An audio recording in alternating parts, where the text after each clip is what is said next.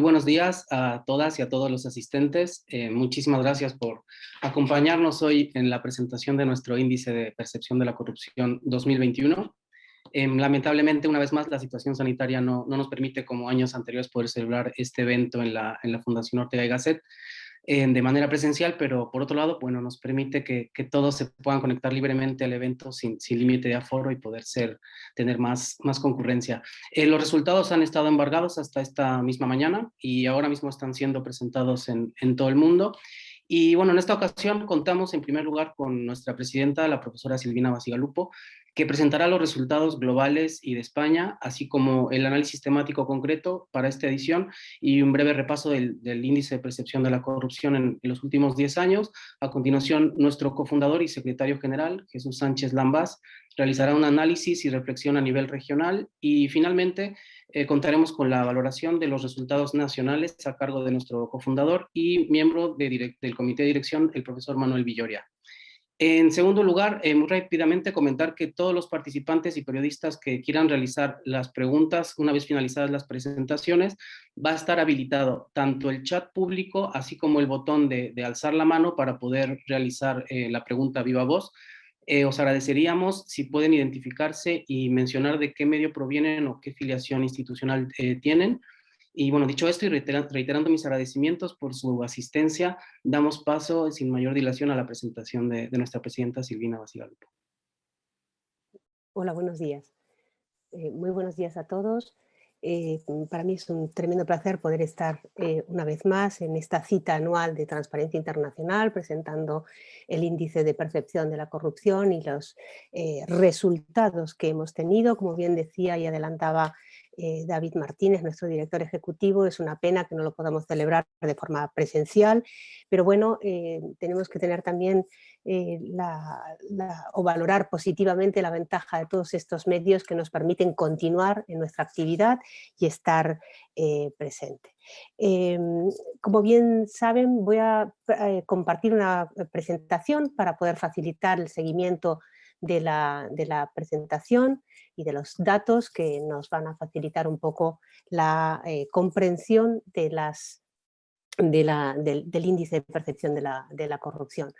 El índice de percepción de la corrupción, como todos bien saben, es el índice estrella o la cita anual más importante de Transparencia Internacional. Desde su creación en 1995 se miden la corrupción a través de investigaciones de campo, son una percepción experta, nos permite dar esta imagen, esta instantánea anual del mapa de la corrupción, que como vemos pareciera que los colores no cambian de año a año y sin embargo los matices van cambiando sustancialmente en algunos aspectos y en otros lamentablemente, como veremos, nos encontramos en un momento en el que toda la agenda anticorrupción parece encontrarse en un momento de paralización o de estancamiento en los progresos globales y también nacionales, como iremos viendo. Me gustaría hacer algunas pinceladas sobre la metodología del índice para que se puedan comprender mejor también los resultados alcanzados. El índice se basa en el estudio de 13 encuestas y evaluaciones elaboradas por expertos de 12 instituciones independientes especializadas en el análisis de gobernanza y clima empresarial. No se trata, por tanto, de un índice de percepción ciudadana. La percepción ciudadana la medimos a través del índice global, del barómetro global de corrupción y por tanto es importante ver qué dimensiones realmente se toman en cuenta en estas 13 fuentes, estos análisis internacionales que tomamos como base. El índice toma en cuenta y mide en particular algunos aspectos de la corrupción, por lo tanto no todos los aspectos que nos imaginamos que están vinculados con la corrupción y que están vinculados, sino centrado en temas de soborno, desvío de fondos públicos, es decir, malversación, preponderancia de los funcionarios públicos que utilizan la función pública para el aprovechamiento personal, el funcionamiento de las instituciones públicas para prevenir la corrupción y hacer cumplir las normas, la existencia de exceso de burocracia que permiten, por tanto, incrementar ámbitos de opacidad y oportunidades de corrupción, formas del acceso a la función pública, es decir, si existe o no mayor nepotismo, enjuiciamiento efectivo de las causas de corrupción en las que se encuentren involucrados funcionarios, protección legal de denunciantes, periodistas, investigadores, es decir, protección de la libertad de prensa, captura del Estado por intereses privados y, por último, todas las cuestiones vinculadas al acceso de la sociedad civil a la información sobre aspectos públicos.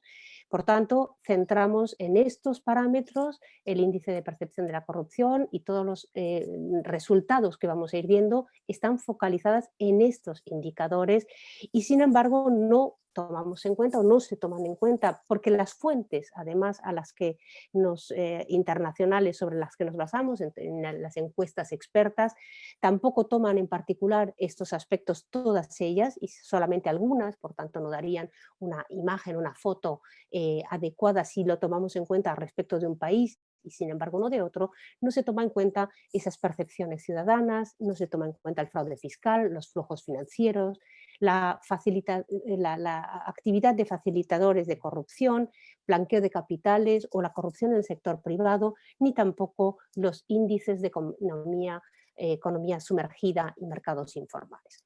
Estas dimensiones, que sin lugar a duda forman parte del fenómeno de la corrupción, no son tenidos en cuenta en todas las encuestas y informes en los que nos basamos y por tanto no podemos llevar a cabo una buena unificación de los parámetros en este sentido. Em, Tras el estudio de todas esas fuentes, se unifican todos los resultados en una escala con mayor matices, una escala que va del 0 al 100, siendo 100 la máxima puntuación, es decir, los países más libres de corrupción y por tanto 0 los países que se encuentran en un índice grave de corrupción. Para que un país pueda además formar parte de la evaluación, tiene que haber aparecido al menos en 3 fuentes de las 13 que se analizan, de tal manera que permita obtener al menos unos datos ciertos sobre la existencia del país en el índice. Si el país no aparece, no significa que no podamos tener ningún tipo de referencia, porque tenemos también índices regionales y, por tanto, la región siempre se va a encontrar evaluada en el índice de percepción de la corrupción. Por otro lado, las fuentes que utilizamos se encuentran actualizadas al menos a los últimos 2 años. En este índice de 2021 hemos podido tener todas las fuentes actualizadas en 2020 y en el propio 2021, con lo cual, salvo una de las fuentes que no está actualizada, pero que además no se toma en cuenta particularmente para la valoración de España, todas las fuentes han estado actualizadas a los últimos 2 años. ¿Qué diferencia presenta, por tanto, el índice de percepción de la corrupción de Transparencia Internacional frente a otros índices?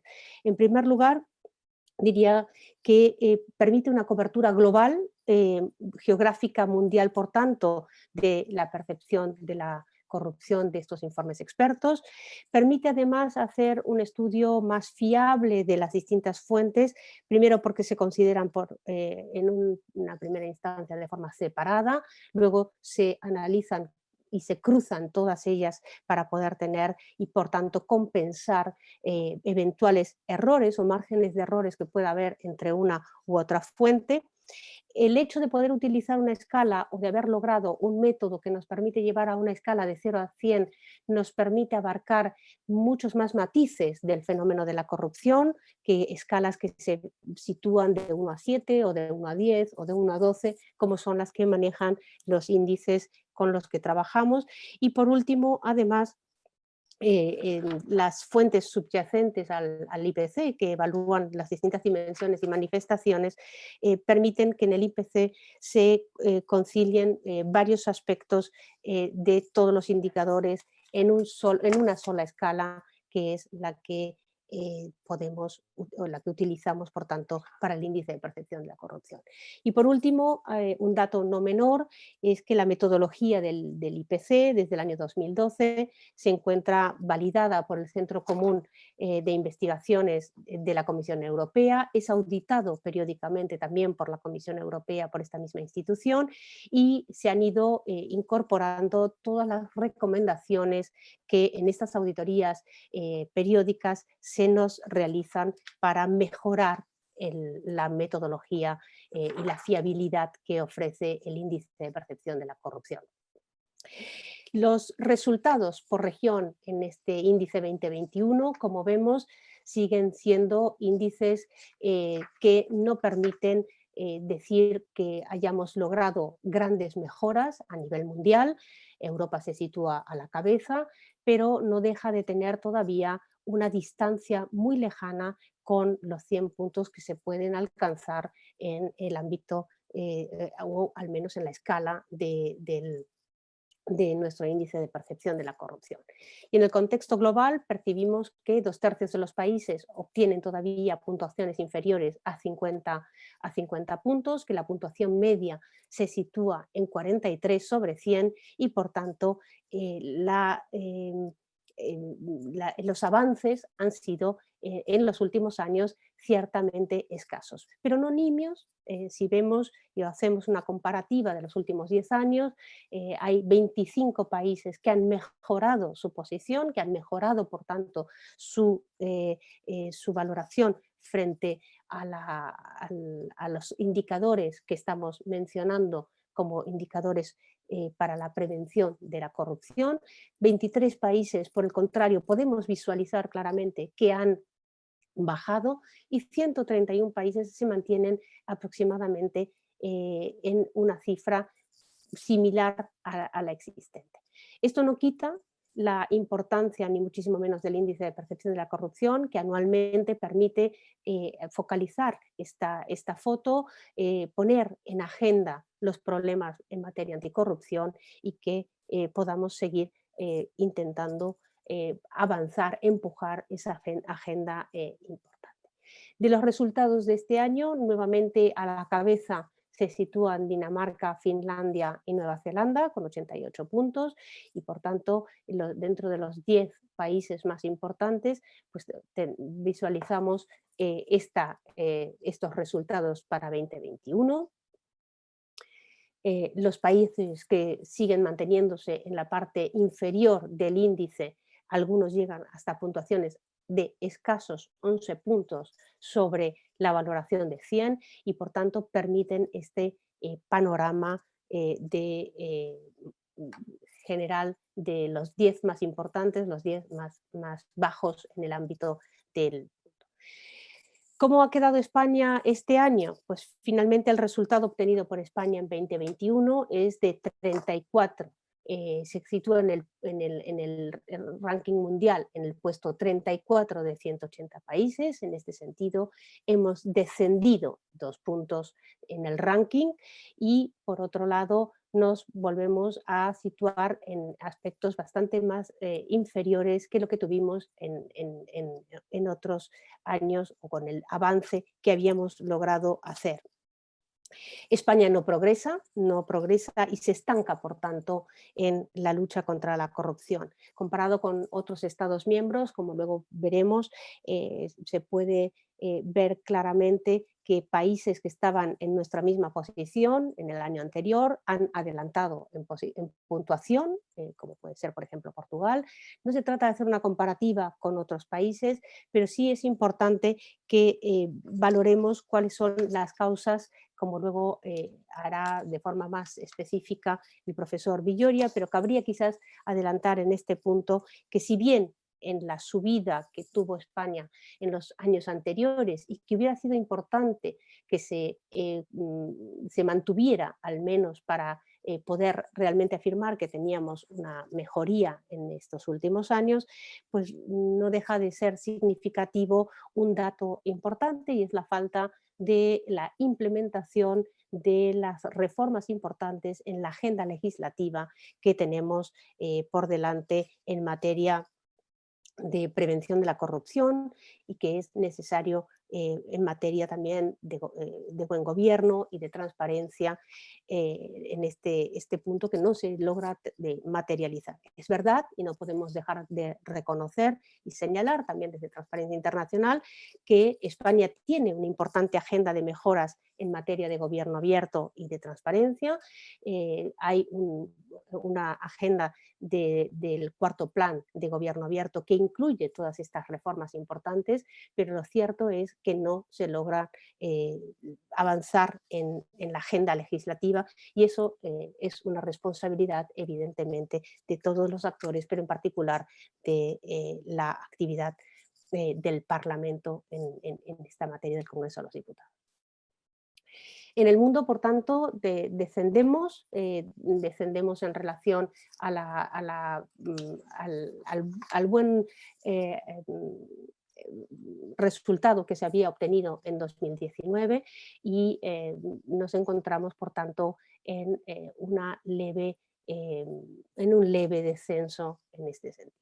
La puntuación en concreto es 61 sobre 100 puntos, solo desciende un punto y hay que decir que metodológicamente hablando un punto de diferencia no es una diferencia sustancial, no es una diferencia que pueda dar lugar a una interpretación que nos lleve a decir que hay una drástica un drástico empeoramiento de España en esta materia, pero es un indicador y el indicador importante que tiene o que nos permite visualizar en esta materia es precisamente esa falta de implementación importante de la agenda legislativa que tenemos que llevar adelante.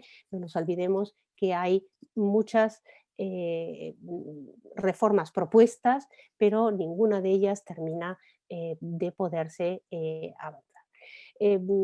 Es verdad que en los últimos años, desde 2012, no hemos logrado subir esos 4 puntos para volvernos a situar en la posición, en los 65 puntos sobre 100, que hubiera estado realmente aún lejos del top 10 o de los 10 mejores países, pero lo cierto es que estamos todavía en un ámbito que diríamos hoy por hoy, al menos de no progreso o de estancamiento.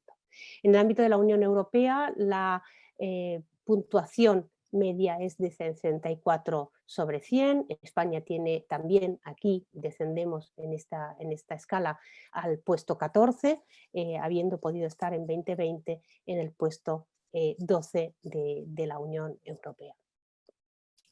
Y por último, para ver las valoraciones generales de toda la puntuación, como bien saben, el índice de percepción de la corrupción procura todos los años centrarse en algunos aspectos muy particulares, muy específicos. En este ámbito, el, el- el tema que hemos tenido como punto de referencia ha sido corrupción y derechos humanos, por lo tanto, una valoración muy especial de cómo incide la corrupción en la violación de las libertades civiles o en el avance de los totalitarismos, como estamos viendo en estos momentos, y desde esa perspectiva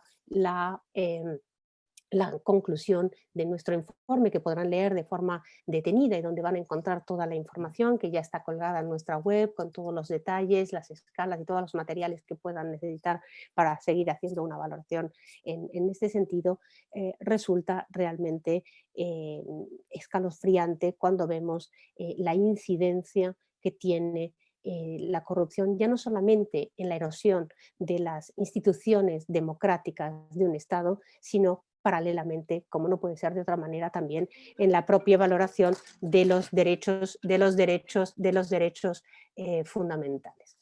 Em, Sin más, los dejo con una última frase en este sentido de nuestra presidenta, de Delia Ferreira, donde ha hecho un especial llamamiento a la protección de los derechos humanos y al avance en la agenda anticorrupción en esta materia. Y sin más, cedo la palabra a nuestro secretario general, a Jesús Sánchez Lambás, para que pueda abordar una valoración regional de Europa en esta materia. Muchísimas gracias. Muchísimas gracias, Silvina. Buenos días a todos. Gracias por acompañarnos en este nuevo índice que es apasionante. Apasionante y también preocupante, ¿no? Arroja en un momento de grandes incertidumbres en la Unión Europea un escenario poco feliz. Frente a algunos datos positivos, en general la corrupción se estanca en la Unión Europea. Este viejo continente presenta un perfil, hacer un balance de 2012-2022, no hay datos todavía del 22, lógicamente, pero arroja un balance de estancamiento, no se produce una incorporación de grandes valores. Muy al contrario, hay un fenómeno que atraviesa completamente Europa, donde es común el impacto de la pandemia durante estos 2 años, y a pesar de que pudo haber en algún momento justificación en la adquisición de gran emergencia en los picos de principios del año 2020, los abastecimientos y los mercados ya funcionan regularmente. Sin embargo, los episodios de corrupción asociada a la adquisición de mascarillas, se podría decir y hacer el chiste fácil que la corrupción se ha enmascarado en la Unión Europea, porque no se ha conseguido revertir, y los escándalos son de especial relevancia, y el impacto social que ha tenido eso, donde se ha aprovechado una situación tan dramática a la que se ha visto sometida la población en general del mundo, pero particularmente en Europa, es muy dramática. También hay algunos elementos de geopolítica que son muy obvios, ¿no? Ese norte tan complicado de Europa, donde ocurre lo mejor y lo menos bueno, ¿no? Dinamarca, Finlandia, Noruega y Suecia presentan esos puntajes tan altos de tal excelencia, y sin embargo también en ese norte de Europa y en el entorno donde se ubica precisamente el futuro conflicto, y que probablemente arrastrará, ya lo veremos en los índices del 22, cuando lo presentemos el año que viene, si Dios quiere, veremos cómo el impacto de la crisis energética y lo que está ocurriendo en Ucrania impacta. Si ven ustedes el índice, como ha explicado Silvina Bacigalupo, se encuentran con que los países en torno a la zona caliente, a la zona de conflicto, Rumanía, Hungría y Bulgaria, presentan puntuaciones de 40 escasos, entre 40 y 45, o sea, puntuaciones de suspenso y realmente muy bajas. Hay datos positivos que son importantes y que hay que destacar, y es que cuando hay voluntad se hacen cosas. Por ejemplo, el sorpaso que ha realizado Portugal sobre España, que es muy importante, y también las situaciones de Estonia, donde se ha hecho un esfuerzo muy importante, el caso de Eslovaquia, que también ha tenido una mejora significativa, y estas repúblicas bálticas no concentran la mayor población de Europa, pero son muy importantes porque representan la avanzadilla de los valores democráticos y del Estado de Derecho. Sin embargo, con los mismos recursos similares, Eslovenia no tiene una situación nada positiva. Realmente en Europa debe inquietarnos profundamente la situación derivada de estos países, porque es muy alarmante. Pero también decirles que hay un poco para todos y que se encuentra ahora mismo sufriendo efectos relevantes. Países con puntuación importante como la propia Alemania, Inglaterra, pero muy especialmente Austria, presentan síntomas muy relevantes. Y lo he indicado muy por encima la presidenta. A mí sí me parece importante que digamos el hecho relevante que estamos viendo en Europa, verdaderas restricciones de los derechos fundamentales, de los derechos humanos, de principios básicos de la democracia. Ya no encontramos grandes violencias en las manifestaciones en la calle, o represiones injustificadas o duras que son ya propias de los años 80 y 90. Sin embargo, se está viendo un ataque muy intenso contra la independencia judicial. De fin de cuentas, es el poder que controla al otro poder en ese sistema de equilibrios de los 3 poderes fundamentales del Estado. Se ve Polonia, en Hungría un ataque muy importante contra la libertad de expresión, contra los medios. Es decir, obviamente hoy controlar los medios, amenazarles, intimidarles, cercarles, es decir, evitar ese pilar esencial de la democracia, que es una prensa, unos medios de comunicación libres, se está produciendo en el contexto de la propia Europa. Incluso en Inglaterra hemos visto escenarios muy inquietantes de escándalos o de situaciones de manejo, de control del Poder Judicial que son verdaderamente inéditos. Probablemente de los países más inquietantes sea lo que está ocurriendo en Austria y en Polonia, casi como en Chipre y Hungría. Muy importante destacar que Italia y Grecia, dos países que han tenido una tradición no muy feliz en este sentido, están realizando importantes esfuerzos y están mejorando. Pero ustedes pueden llorar como quieran. Cualquier ángulo que tomen les llevará a resultados muy poco optimistas. La propia Unión Europea ha conseguido que del conjunto de los 27 países solamente 5 hayan incorporado a sus legislaciones internas la normativa sobre protección de denunciantes. En otros países, además, está especialmente agravada o el denunciante prueba exhaustivamente el objeto de la denuncia, o en realidad quien se va a la cárcel es el propio denunciante. Todo esto presenta un panorama de preocupación, pero también de luz a la esperanza, de luz al progreso. Veremos cómo algunas instituciones han tenido una enorme valentía. A mí me impresiona mucho como el equivalente al Tribunal de Cuentas en Bélgica llegó a reparar el 3% de las contrataciones de suministros por materia sanitaria, hasta bloquear y que el propio Ministerio de Sanidad de ese país abordara un proceso de revisión intenso para el cumplimiento de los estándares democráticos que se le suponen y que son mínimamente exigibles al corazón de Europa. Creo que hay trabajo, creo que las nuevas generaciones tienen muchísimo trabajo. Yo quiero agradecer a todos los que han colaborado en esta materia y lo personifico en 2 personas especialmente, en la presidenta Emanuele Villoria y muy significativamente en David Martínez con su equipo, que está realizando un trabajo formidable. Yo creo que la atención de todos ustedes se debe a su esfuerzo y a su trabajo, y dispondrán en la página web y por todos los medios de todo el material y de todos los datos, de toda la minucia y de la estructura interna de todos los engranajes con los que se ha realizado este trabajo. Muchas gracias. Hola, buenas. Me toca a mí ahora hablar brevemente también de España, de la situación española. Para empezar, es verdad que esto de medir la corrupción es muy complicado. Es muy complicado porque es una actividad opaca, como ustedes saben, que además no deja rastro. Cuando es delito no hay cadáveres que queden detrás, con lo cual es muy difícil de medir. Nosotros, a través de distintos mecanismos e instrumentos, estamos intentando dar una visión de cuál puede ser el nivel de corrupción a nivel de país.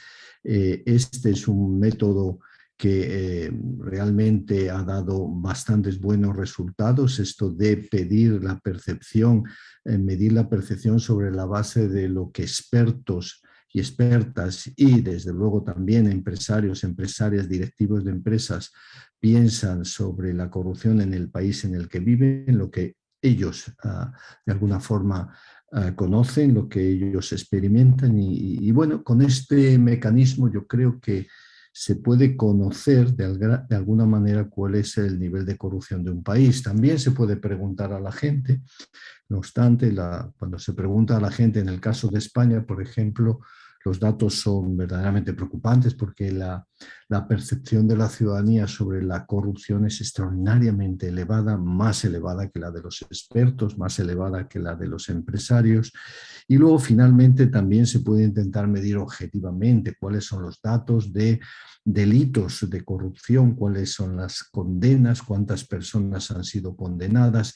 La verdad es que los datos de España, desde que tenemos, gracias al trabajo del Consejo General del Poder Judicial, desde que tenemos datos, pues nos indican que los niveles, los casos de corrupción, las personas condenadas por corrupción han ido bajando desde 2015, por ejemplo, ¿no? Estos datos en su conjunto, bueno, nos permiten considerar que hay elementos de la corrupción, más los delictivos que quizás estén bajando en España, sobre todo a partir de la crisis económica, el fin del boom urbanístico. Todo esto llevó a una bajada importante de la corrupción, sobre todo la corrupción vinculada al urbanismo y de la corrupción más delictiva, pero no obstante hay elementos de corrupción más amplios, más abiertos, como por ejemplo la captura de las políticas, la posibilidad de que grupos bien organizados consigan normas que les favorecen de forma excesiva o de forma inadecuada, grupos que consiguen que también obtengan privilegios en toma de decisiones públicas, información privilegiada, etc. El propio clientelismo político, todos estos son elementos también de corrupción y creo que ciertamente en ese ámbito España no ha demostrado cambios importantes. Les voy a dar dos ejemplos. Uno, cuando ahora mismo vemos que la Sareb finalmente se tiene que cerrar, tenemos que devolver aproximadamente 27.000 millones de euros a Europa. Vamos a recibir 69.000 de fondos no reembolsables, pero vamos a tener que dar 27.000 millones nuevamente como consecuencia de la actividad inadecuada de nuestros bancos, sin que de alguna forma hayamos visto que se hayan devuelto por parte de los bancos dinero del que ya se les entregó anteriormente. ¿Esto es una captura de políticas? Pues no lo sé, pero parece muy cercano a una captura de políticas. Y también hemos visto clientelismo y actuaciones clientelistas, por ejemplo, en el nombramiento del Tribunal Constitucional, ni más ni menos, o del Tribunal de Cuentas, actuaciones en las que los partidos se ponen de acuerdo y nombran personas muy cercanas a sus ideales, a sus intereses, pero no a las personas que podrían ser más objetivas, imparciales, para hacer un trabajo de control del poder. Bueno, estos son ejemplos que nos dan la idea de que en España pues realmente no conseguimos avanzar suficientemente en la materia y llevamos así, si uno ve desde el 2012, pues desde el 2012 ahora hasta hemos perdido 4 puntos, pero si algunos me dirán, pues control desde el 2013, entonces hemos ganado 2 puntos, pero seguimos ahí en esos 60 puntos más o menos, que no son los que corresponden a un país de la dimensión económica y del prestigio de España en el mundo. España debería estar en torno a los 70 puntos para estar más o menos en donde nos corresponde y somos una de las economías más importantes del mundo, estamos entre las 15 economías probablemente más importantes del mundo y no podemos estar en el puesto 34 de menos a más corruptos. Estos son datos que están ahí y si me preguntan si tenemos que estar muy preocupados por bajar un punto en este año, yo les diría que no. Lo que tenemos que estar preocupados es que porque no conseguimos avanzar seriamente en la percepción de corrupción por parte de los expertos y de los empresarios, porque no conseguimos salir de estos 60 puntos que no se corresponden con lo que realmente necesitamos. Necesitamos subir mucho más y para llegar a estos niveles superiores, ¿qué es lo que se necesita? Bueno, yo creo que estamos en un momento cumbre, en un momento clave. Estamos en el 2021, estamos en el 2022, hemos recibido ya en el 2021 una cantidad de fondos importantes de la Unión Europea, más de 10.000 millones. Tenemos ahora que recibir otros fondos, otra cantidad importante, dentro de esos 69.000 millones que nos corresponden dentro de los Next Generation Funds.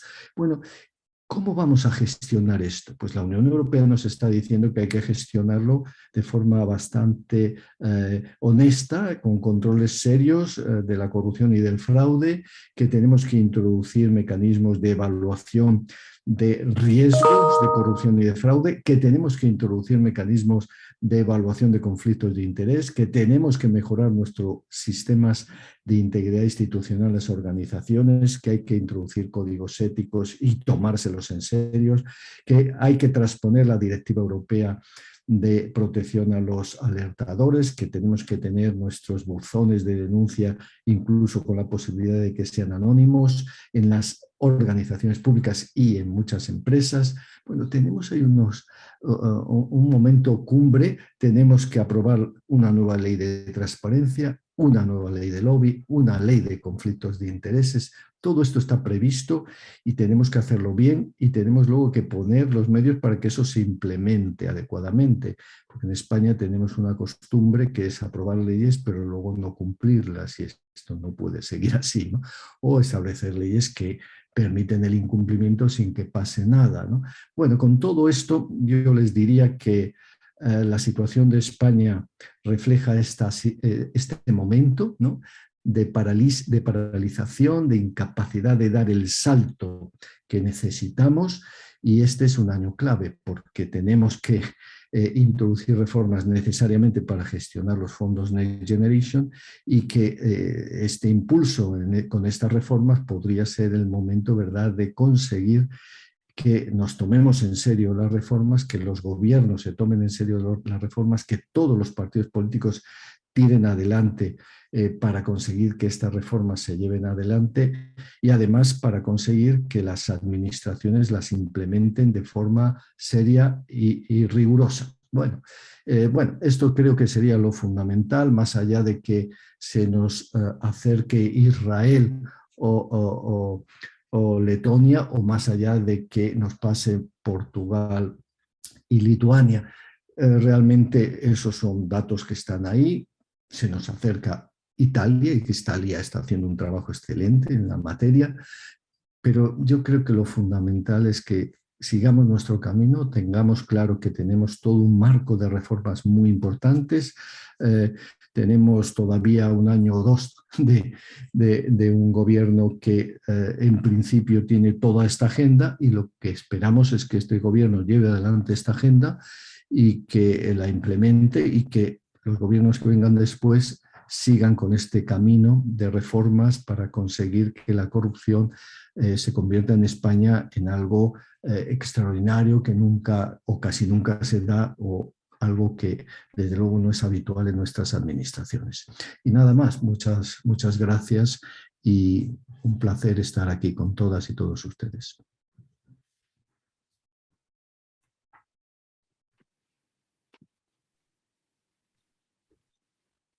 Muchas gracias, Silvina, Jesús y Manuel, por vuestra presentación y vuestras valoraciones. En nombre de todo el staff de TIE España, también aprovecho para trasladaros nuestro más grande agradecimiento por todo vuestro apoyo, dirección y vuestras enseñanzas a lo largo de todos estos años. Desde luego, la presentación, la presente edición del IPC no deja dudas de que cuando dejamos de invertir en medidas anticorrupción, los derechos humanos, la democracia y el Estado de Derecho se resienten. La debilidad institucional y la fragilidad estatal siguen siendo una realidad en muchos países y un grave riesgo para otros.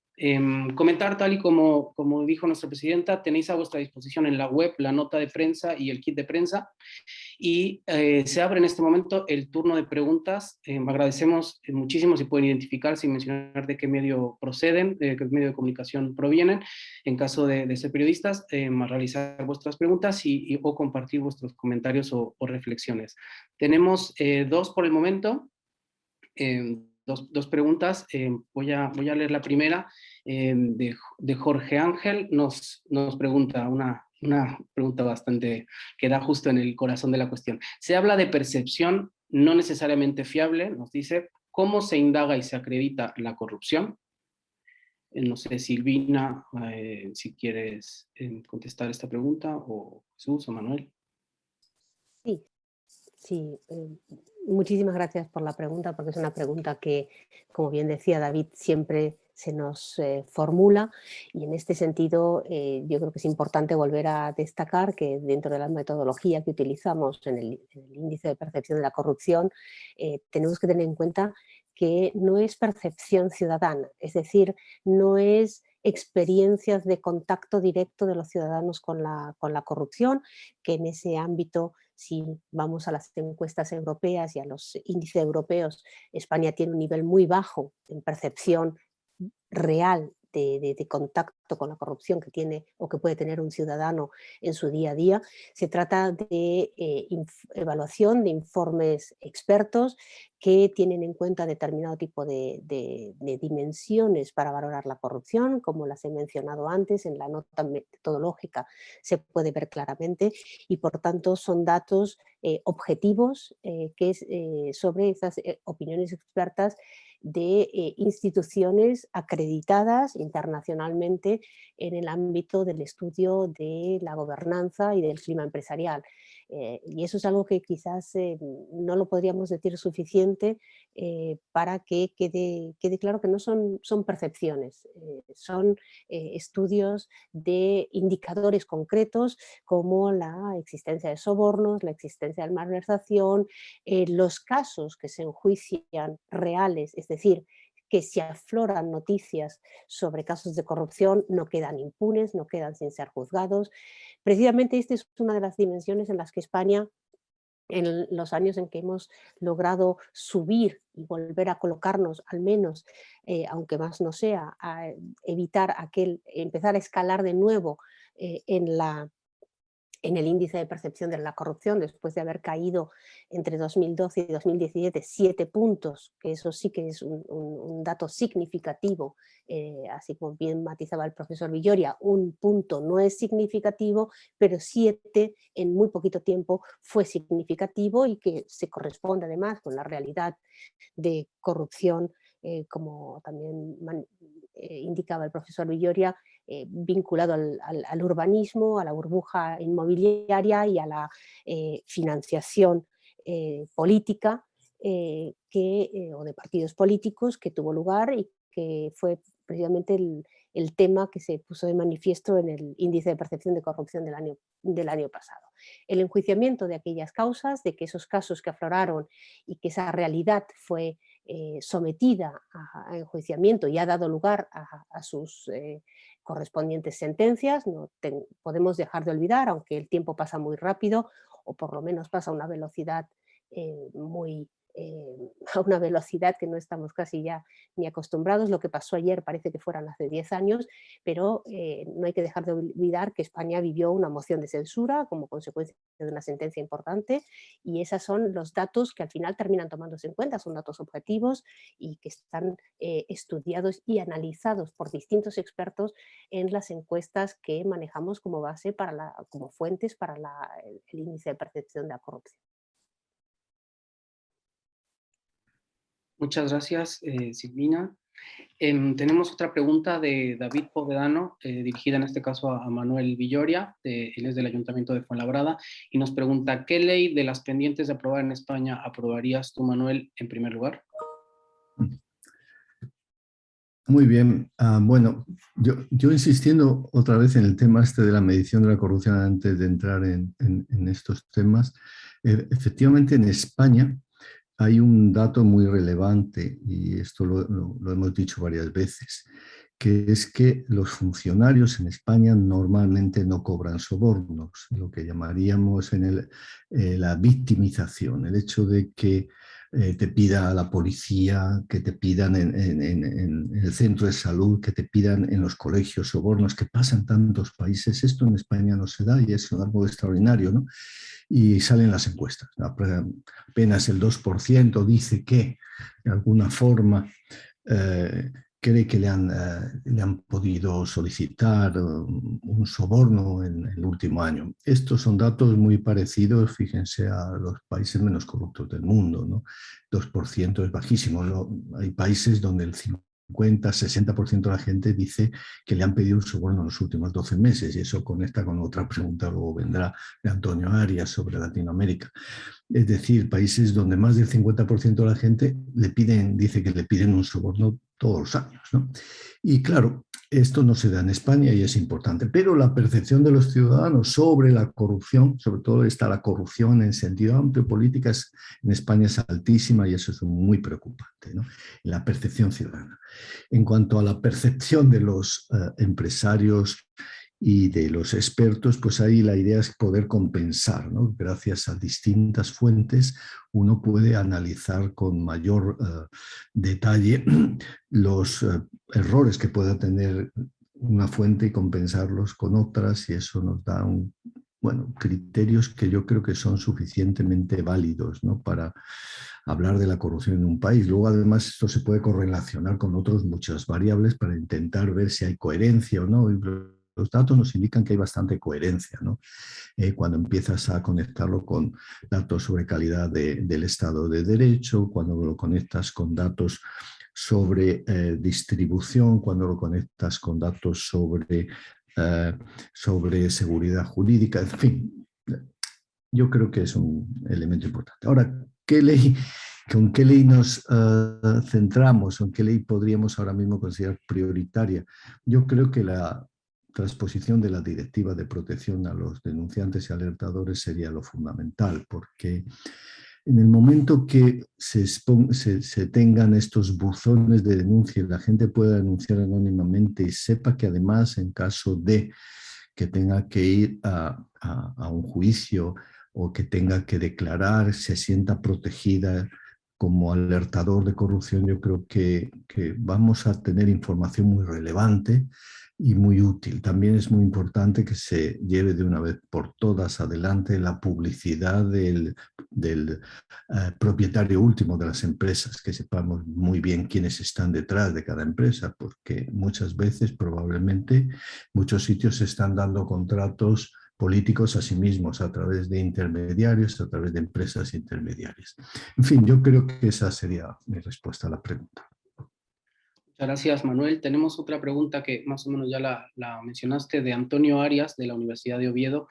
¿Cómo vemos el escenario en Latinoamérica? Parece que la corrupción se está enquistando allí. Bueno, si quieres contesto a esto, también Jesús sabe mucho de América Latina, ¿verdad? Pero yo, inicialmente, la corrupción en América Latina está enquistada desde hace mucho tiempo. Hay países, sin embargo, no todo América Latina es corrupto, ni mucho menos. Yo creo que, como siempre se habla de América Latina cuando es un continente con enorme cantidad de países y muy diversos. Y tenemos un país como Uruguay, que está entre los menos corruptos del mundo. Tenemos el ejemplo de Chile, que también es un país poco corrupto, y luego tenemos casos verdaderamente dramáticos, ¿no? Y yo creo que el problema en América Latina sobre todo tiene mucho que ver con la corrupción, el soborno desde los funcionarios a la ciudadanía, ese soborno inmediato que produce tantos efectos sobre los derechos fundamentales de la gente, sobre los derechos humanos, sobre la posibilidad de acceder a la salud, de acceder a la educación, de la seguridad pública. Y eso tiene mucho que ver, yo creo, con la incapacidad de muchísimos países de establecer un servicio civil profesional de carrera, una policía profesional, independiente, imparcial, garantizar el Estado de Derecho. Bueno, yo creo que tiene que ver con esto y el grave problema del narcotráfico en muchos de los países que está haciendo muy difícil la gobernabilidad y que hace que algunos países casi queden en la categoría de estados fallidos. Gracias, Manuel. Por dar otro dato importante y preocupante del informe de este año, como comentó ya Silvina, a lo largo de 10 años, 25 países han tenido avances significativos, 23 han tenido un retroceso significativo en su puntuación, y los que más destacan en cuanto que han experimentado un retroceso son todos del continente americano, que es Venezuela, Canadá, Honduras y Nicaragua. Es un dato a tener en cuenta bastante importante. Tenemos otras 3 preguntas muy interesantes. Una es de David Vázquez, de Business Insider España, que nos comenta: el índice mide la percepción de la corrupción entre empresarios y directivos. Sin embargo, muchas veces son esos mismos directivos el origen y el destino de la corrupción. ¿Cómo evita el estudio el desvío que puede ocasionar esto? Por ejemplo, ¿cómo evita que un empresario dé una mala puntuación a un país en el que simplemente no le han dejado hacer negocios discutibles? Bueno, en realidad no se dan puntuaciones en sentido estricto. Las preguntas, o si uno analiza los informes del Banco Mundial, de la Fundación Bertelsmann, todas las 13 fuentes que se trabajan, no son puntuaciones que se dan por parte de los empresarios en ese sentido. Las preguntas que se hacen tienen otro tipo de enfoque que permite precisamente salvar ese sesgo que sea la parte de una puntuación que se pudiera dar.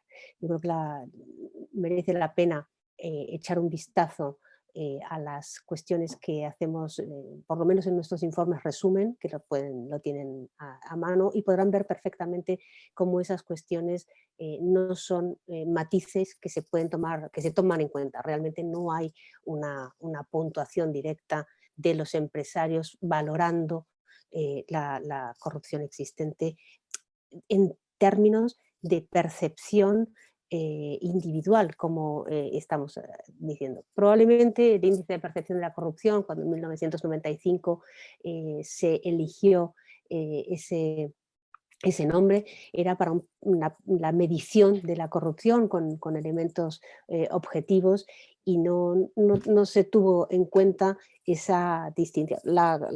Insisto, las percepciones personales, individuales de ciudadanos, sean empresarios o no, lo pueden encontrar en el barómetro global de la corrupción, y también en los índices europeos, que, como bien también adelantó ya el profesor Villoria, en el caso de España da en un 2%, ¿no? Es decir, siempre se ve una distinción importante, y creo que eso es una parte en la que hay que centrar especial interés, y el dato es importante en esa medida en que no tenemos percepciones individuales en el índice de percepción de la corrupción. Muchas gracias, Silvina. Pregunta Magali López, directora ejecutiva de Planes de Transparencia. Otra pregunta sobre whistleblowing. Nos comenta, entre los 5 países que han incorporado la Directiva de Protección al Denunciante, 19.937, ¿se ha hecho con las mismas garantías de protección al denunciante que en España? ¿La neutralidad de los buzones de denuncia responden a los mismos criterios en toda la Unión? Bueno, yo puedo decir que es que en España todavía no hay ninguna garantía de protección al denunciante, por desgracia, ¿no? Lo que podemos decir es aquello que se solicita en la materia, o aquello que se ha establecido en algún gobierno local, o por ejemplo en la agencia antifraude de la Comunidad Valenciana. ¿Esto es lo que tienen otros países? Pues la verdad es que yo no podría decirte, no tengo esa información. Sí es cierto que en algunos países sé que existen estos mecanismos de anonimidad, y ya antes de que se transpusiera la transposición de la directiva, yo creo que en Portugal parece que ha tenido algún problema, pues no se incluía a los partidos políticos. Bueno, en cada país tienen sus características, no obstante, siempre es un avance, ¿no? Es un avance tener estos sistemas de protección, sobre todo si se cumplen, como tú muy bien indicas, todos los criterios que establece la directiva, que es el fruto de el análisis de muchos años de fracasos en leyes y en normas sobre protección a los alertadores y denunciantes en todo el mundo, ¿no? Entonces, se han investigado mucho los problemas de implementación, los problemas de redacción de muchas normas en todo el mundo, y la directiva intenta superarlos, ¿no?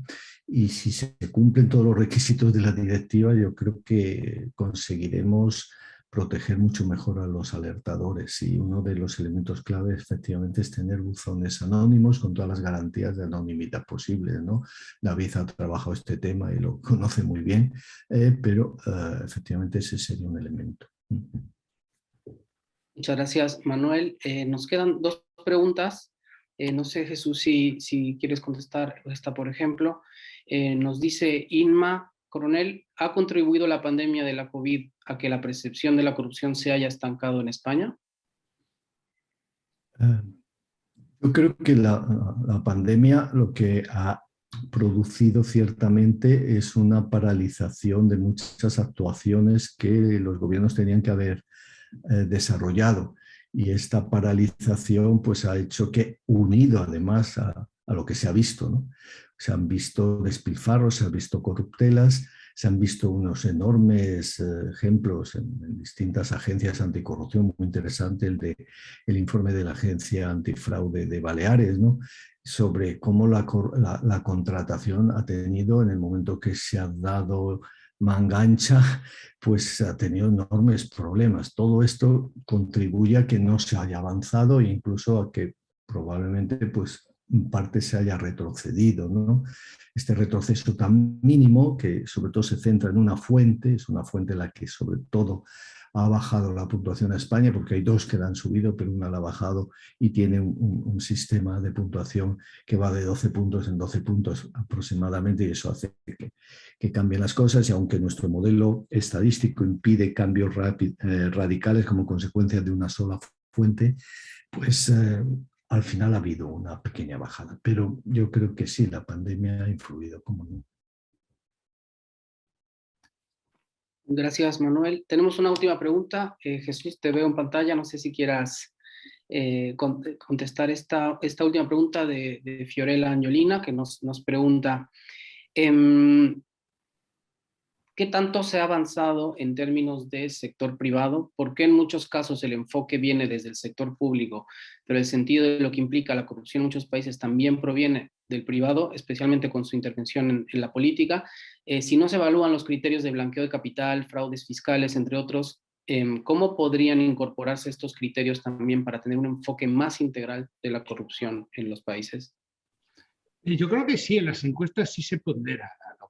Se hacen encuestas a consultores, a profesionales, auditores, controllers, todo el mundo de compliance sí se integra. Y curiosamente hay un mundo de comparación tras la reforma en España del 2010 del sistema de responsabilidad penal de las personas jurídicas.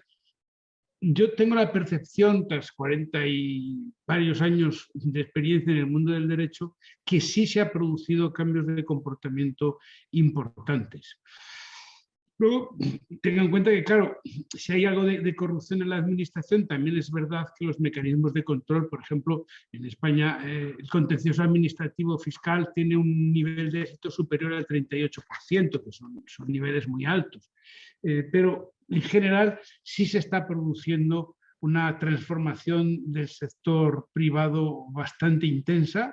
Sí, puede pensar que es por miedo, por otro tipo de razones, pero lo cierto es que la transformación se está produciendo. Y, sin embargo, en el sector público, bueno, pues ayer veíamos cómo nuestro Consejo de Transparencia tenía que estar formulando reclamaciones porque no le daban información suficiente a un reclamante sobre las inversiones en un edificio sanitario de España, en la Embajada de Venezuela. Esos dos escenarios son muy importantes. Yo creo que los sistemas de control fiscal han sido extraordinariamente eficientes, los sistemas de IVA han sido probablemente un antes y un después. Creo que la corrupción en el sector privado interno, al menos, se ha reducido ostensiblemente y se están empezando, pero ya con cierta extensión, a consolidarse parámetros de comportamiento empresarial, y usted, David, lo ve muy bien en el foro de empresas, pero todos esos estándares se están cumpliendo. El código de olivencia de buenas prácticas en el sector cotizado también se aplica y son cuestiones muy relevantes. Se ha avanzado para el país del que proveníamos una barbaridad. No estoy seguro que en el sector público el sistema de controles sea eficaz y desde luego una administración sometido a este estándar de cita previa no es un escenario muy halagüeño sobre el futuro de la eficiencia del sector público. Yo sí puedo añadir una cosa. Bueno, yo creo que Transparencia Internacional ha intentado trabajar también, como muy bien dice Jesús, estos términos, y estos temas, se intentó crear un índice de países corruptores, que en última instancia era un índice en el cual se medía aquellos países cuyas empresas corrompían más en el extranjero, corrompían más en las relaciones comerciales internacionales. Lo que pasa es que metodológicamente tenía muchos problemas. Transparencia Internacional, y Silvina y David pueden dar información también, está muy implicada en que se lleve a efecto de forma seria y rigurosa la Convención de la OCDE contra el soborno en transacciones internacionales. Y desde luego hay toda una serie de movimientos y de estrategias para luchar contra el blanqueo de capitales y para luchar contra los paraísos fiscales. También se están desarrollando iniciativas en ese ámbito. Luego, claro, introducir todo esto en las medidas, pues como dice en la medición, creo que Jesús lo expresa bien. Confiamos en que los expertos, los analistas de riesgo, conozcan bien cómo funciona esto en cada uno de los países y puedan dar una información más o menos adecuada para saber el nivel de corrupción privada que hay en cada país. No obstante, bueno, ya digo, hay intentos y cada vez se está introduciendo más medidas para poder conocer los niveles de corrupción privada en los países, ¿no? Muchas gracias, Jesús, Manuel. Estamos ya sobre la hora y no hay más preguntas, así que damos paso, si os parece bien, a la clausura del evento por parte de nuestra presidenta, Silvina Bacigalupo. Si te puedes poner la cámara y... Sí, no soy Ahí. consciente si se ve o no. Bueno, pues muchísimas gracias. También por terminar con una mínima pincelada en la última pregunta que considero de importancia y que las dos respuestas que me anteceden han enmarcado perfectamente la respuesta. Creo que también hay una cuestión que tendríamos que tener en cuenta. Cuando hablamos de corrupción del sector privado, sí se tiene en cuenta, como bien matizaba Jesús Sánchez Lambás, sí se tiene en cuenta la corrupción que desde el sector privado influye en el sector público, como ha sido, por ejemplo, en la financiación de la política, en la captura del Estado, es decir, son todas formas, lógicamente, de interacción público-privada y donde la acción privada pues, es tomada en cuenta. Cuando hablamos de corrupción entre particulares, es decir, la que afecta, quizás a lo mejor es que es mal llamada corrupción en ese sentido, porque afecta más bien a la competencia desleal entre empresarios, porque hay actividades de competencia desleal, pues no es exactamente la misma problemática. Es verdad que Transparencia Internacional está haciendo un esfuerzo muy importante por involucrar además el compromiso empresarial en la integridad en los negocios, en la integridad en la contratación pública. Tenemos para eso formado el Foro de Integridad Corporativa, que precisamente coordina David Martínez, del cual forman parte empresas que trabajan junto con nosotros en estos temas de compliance, de buen gobierno, incluso más allá del compliance en mecanismos de integridad en el sector privado, y por tanto creo que no estamos tan lejos de que todos estos ámbitos empiecen a mostrar también sus frutos. Percibo la misma, y eso sí que es una percepción en el más estricto sentido de la percepción, de la experiencia que tenemos en el trato con el sector empresarial, que hay una conciencia importante en materia de compliance, de buenas prácticas, de gobernanza, de implementación de políticas de prevención de la corrupción en el sector privado, y sin lugar a duda la responsabilidad penal de las personas jurídicas no deja de ser el último eslabón importante en esta materia para haber logrado un avance importante en esa materia. Bueno, sin más, tenemos que concluir esta presentación pública que hacemos del índice de percepción de la corrupción para este año 2021. Nos quedamos con el resumen de que en general, a nivel global, los países se estancan o no avanzan en la implementación de la agenda legislativa necesaria, que tenemos una agenda legislativa importante por delante, que España tiene una importante agenda legislativa por delante y que precisamente la materialización de esa agenda que está hoy en la mesa del legislador pues requiere ser efectiva e implementarse luego de forma muy seria para que podamos avanzar en esta materia y yo creo que consolidar también un nuevo repunte para el año siguiente en el índice de percepción de la corrupción.